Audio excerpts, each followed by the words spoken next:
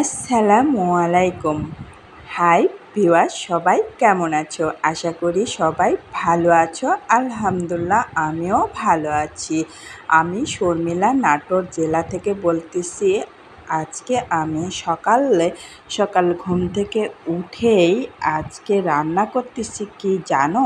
আজকে রান্না করতেছি হচ্ছে লাচ্ছা সেমাই। লাচ্ছা সেমাই রান্না করতেছি কারণ লাচ্ছা সেমাই রান্না করতে কম সময় লাগে। আর আজকে আমার শরীরটা অনেক খারাপ, সর্দি জ্বর হয়েছে, তার জন্য আমি দ্রুত যে কাজ সারা যায় সেটাই করতেছি।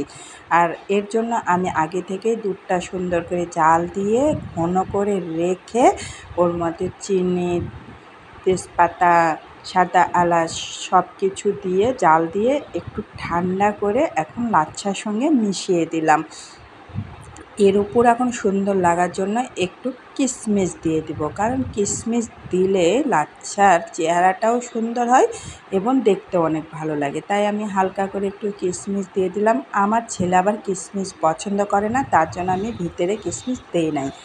আর এর সঙ্গে আমি রান্না করতেছি হচ্ছে রুটি বানাবো। আজকে চালের রুটি বানাচ্ছি। চালের রুটি আমার অনেক পছন্দ। ওর আব্বু অবশ্য চালের রুটি পছন্দ করে না, তারপরেও আমি চালের রুটি বানাচ্ছি কারণ আমার চালের রুটি অনেক ভালো লাগে। আমার হাজব্যান্ড সবসময় বলে আমি নাকি অলস টাইপের, সারাক্ষণ আমি শুয়ে বসে দিন কাটাই, কোনো কাজই করি না। তাহলে আমি কাজ না করলে সকালের নাস্তা, দুপুরের খাবার, ঘর গোছানো এত কাজ তাহলে কি আমার তুড়ি মেরে হয়ে যায়? তাহলে আজকে আমি দেখি তুড়ি মেরে সম্পূর্ণ কাজ করা যায় কি না। তাই চেষ্টা করব আজকে তাড়াতাড়ি করে তুড়ি মেরে কাজ করার। আর যখনই আসবে তখনই বলবে যে সারাদিন কি কাজ করো, মোবাইলই তো হাতে দেখি। আর এই কাজগুলো আমার তাহলে কে করে? এই যে সকাল থেকে উঠে নাস্তা বানাও, ঘর গোছাও, আমার যে সর্দি জ্বর তাও তো আমার রেস্ট নেই, আমাকে এসব করতেই হবে কারণ নিত্যদিনের সঙ্গী এসব না করলে আমার ঘর অপরিষ্কার থাকবে। একটা মেহমান আসলে সেই ঘর যদি অপরিষ্কার দেখে তাহলে কেমন লাগবে? আর সবচেয়ে বড় কথা, যেদিন আপনি ঘর অপরিষ্কার রাখবেন সেদিনই দেখবেন আপনার মেহমান হাজির।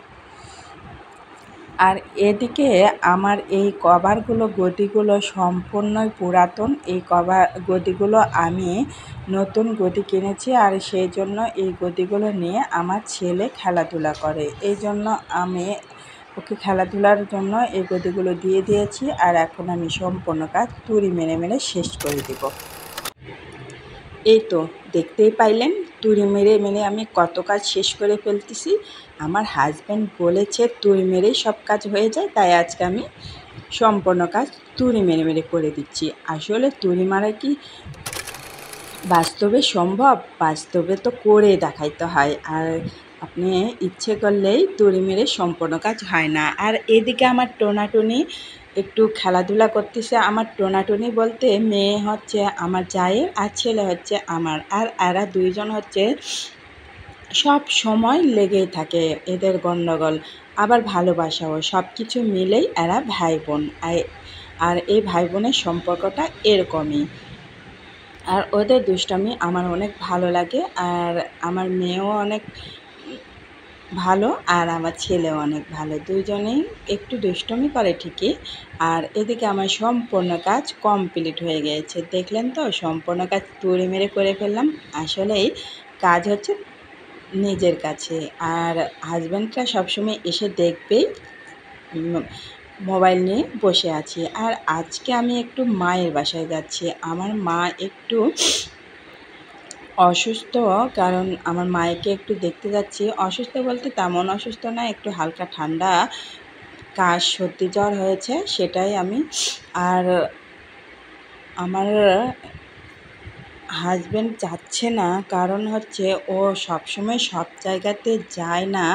কারণ আমি যখনই ওকে বলি যে চলো আমার সঙ্গে যাবে কি না, তখনই বলে আমার অনেক কাজ।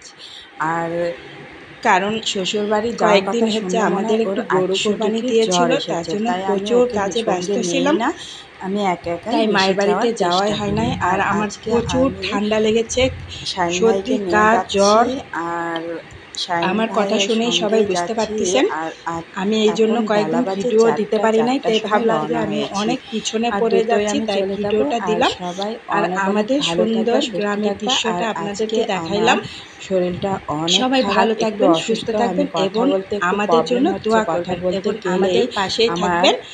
অনেক অনেক ধন্যবাদ সবার জন্য। পরিমাণে ঠান্ডা জ্বর হয়েছে। আপনাদের কাছ থেকে সবাই বিদায় ভালো নিচ্ছি। থাকবেন, সুস্থ থাকবেন এবং সবার জন্য আমার পক্ষ থেকে সাপোর্ট শুভকামনা করবেন রইল। সবার জন্য। আর আমার পক্ষ আমার থেকে প্রচুর অনেক অনেক ঠান্ডা, দোয়া আমি রইল কথা এবং বলতে আমার ভালোবাসা অনেক রইল। প্রবলেম হচ্ছে। সবাই আল্লাহ ভালো হাফেজ। থাকবেন। আল্লাহ হাফেজ।